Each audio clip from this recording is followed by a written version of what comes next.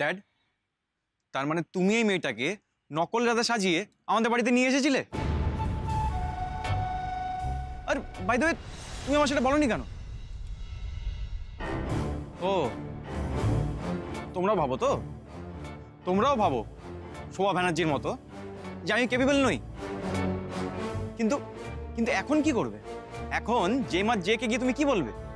পুলিশের কাছে তোকে দিলে না, ও তো চলে গেল।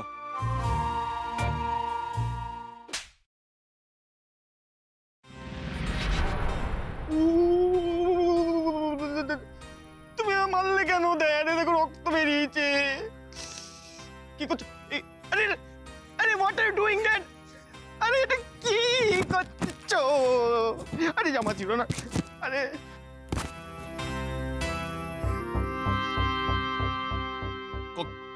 কঙ্কনা কি বললো? কান দিয়ে শোনো না। কঙ্কনা বললো না যে এই মেয়েগুলোর পেছনে গ্যাং থাকে? হ্যাঁ, একটা পুরো একটা গ্রুপ থাকে। আমরা বলবো এই মেয়েটার গ্যাংয়ের ছেলেরা আমাদের মারধর করে রাস্তায় ফেলে দিয়ে মেয়েটাকে নিয়ে পালিয়ে গেছে। ওকে, আর সেই অভিনয়টা তোমাকে করে দেখাতে, যাতে ওরা তোমাকে, তোমার কথাকে সত্যি বলে বিশ্বাস করে। আর সেটা যদি তুমি পারো, তাহলে বুঝবো যে তুমি ক্যাপেবল। আমি capable dad. I will prove myself, Dad.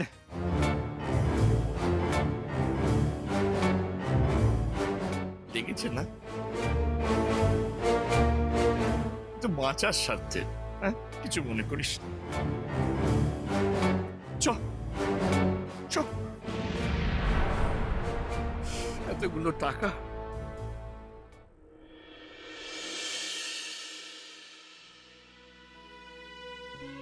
যাক, নকল রাধা যখন ধরা পড়েই গেছে, তাহলে এবার আমার ছুটি।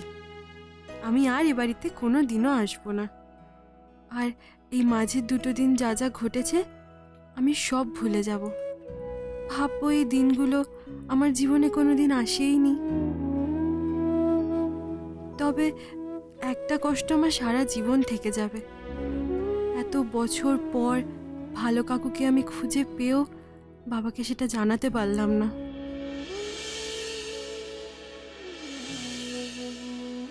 রাধা, আমার না আপনাদের সাথে একটা কথা আছে। তার আগে মম তোমার সাথে কিছু কথা বলবে। হেডমিস্ট্রেস আমার সঙ্গে? ইয়েস ইয়াং লেডি, আমি তোমার সঙ্গে কথা বলতে চাই।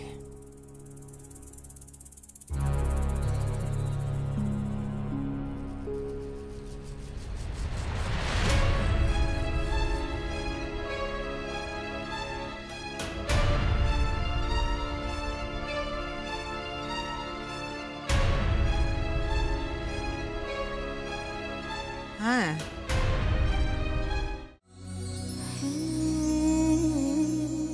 কৃষ, আমার ভালো লাগছে না আজকে কাজ করতে। আমার প্রচন্ড ঘুরতে যেতে ইচ্ছে করছে। কোথায় বলো তো? ফাঁকা একটা সি বিচ, যেখানে আর কেউ কোথাও নেই, শুধু তুমি আর আমি। যারা, প্লিজ কন্ট্রোল ইয়োরসেলফ। এক্ষুনি সব ডিজাইনাররা চলে আসবে। হ্যাঁ, সে তো আসবেই। ডিজাইনাররা আসবে, এসে নিজেদের মতো কাজ করবে, তার মধ্যখানে আমরা একটু ঘুরতে যেতেই পারি। আর তাছাড়া আন্টি কি বললো তুমি শুনলে না? মাঝে মাঝে একটু ব্রেক নিতে হয়, তারপর ঘুরতে যেতে হয়। চলো না। যারা, সামনে আমাদের নতুন লঞ্চ, তার উপর এই রাধা চাকরি ছেড়ে দিচ্ছেন। কৃষ, সামনে আমাদের এঙ্গেজমেন্ট কৃষ, আর তারপর আমাদের বিয়ে। সে জানে কান্না লুকিয়ে, 2 হাত বাড়িয়ে কান্না লুকিয়ে, 2 হাত বাড়িয়ে মেলে দিতে হয় যে আদর।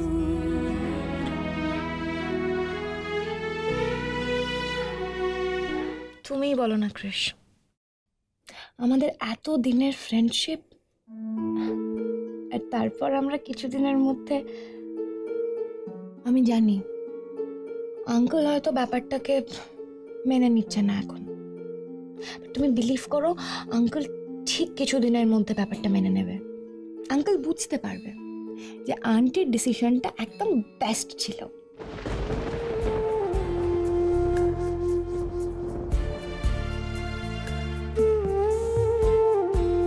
কারণ আমরা দুজন দুজনকে ভালোবাসি না? জারা, ইয়েস। আমরা এই ম্যাটারটা অফিস আওয়ার্সের পরেও ডিসকাস করতে পারি। For now let's concentrate on our work. As you wish my sweetheart. কিন্তু শোনো, এঙ্গেজমেন্টের জন্য কিন্তু আমাদের শপিংয়ে যেতে হবে, আর যেতেই হবে। আর আমি এঙ্গেজমেন্টে কি পড়ছি সেটা তুমি ডিসাইড করে দেবে। আর কি কি কিনতে হবে না কি, যাই হোক সেসব আমার মম ডিসাইড করে দেবে। কিন্তু মমকে আমার গুড নিউজটাই এখনো দেওয়া হয়নি। আমি চট করে যাব, মমকে ফোন করবো আর চলে আসবো। ওকে?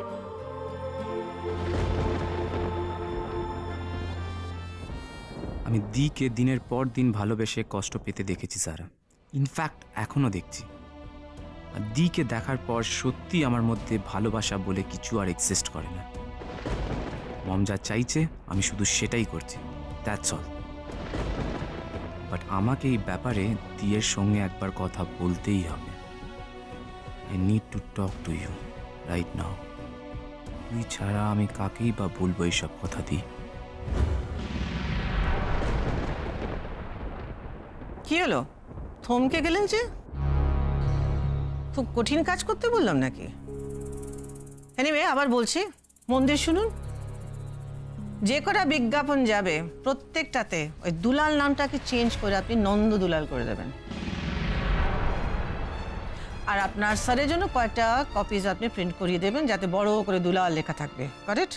অ্যান্ড ওই যে বর্ধমানে যে কেবলে যে অ্যাডটা যাবে, একই কাজ হবে। দুলাল নন্দ দুলাল হয়ে যাবে। আর শুভেন্দুকে আপনি সুরধেন্দু বা এরকম একটা কিছু নাম দেখে দিয়ে দেবেন। বুঝেছেন তো? আপনার স্যার তো আর বর্ধমানে গিয়ে কেবল টিভি দেখছে না। ম্যাডাম, আমি একটা কথা বলবো? না, আমি বলবো, আপনি শুনবেন। আমার বলা হয়ে গেছে না, you get back to work. কিন্তু ম্যাডাম, আপনার তো খুব সাহস বেড়েছে। হ্যাঁ, আপনি আমার সামনে দাঁড়িয়ে কিন্তু কিন্তু করছেন। আগেবার কি হলো বিজ্ঞাপন দিয়ে? একটা ফ্রড, একটা ক্রিমিনাল আমাদের বাড়িতে ঢুকে পড়লো। আপনি সব দেখলেন, আপনি সব জানেন, তাও আপনি গিল্টি ফিল করছেন। হোয়াটস রং উইথ ইউ? আমি যেটা বলছি সেটা করুন। আর শুনুন, এই বাড়িতে এই সমস্ত কথা কেউ যেন জানতে না পারে। কি কথা মম?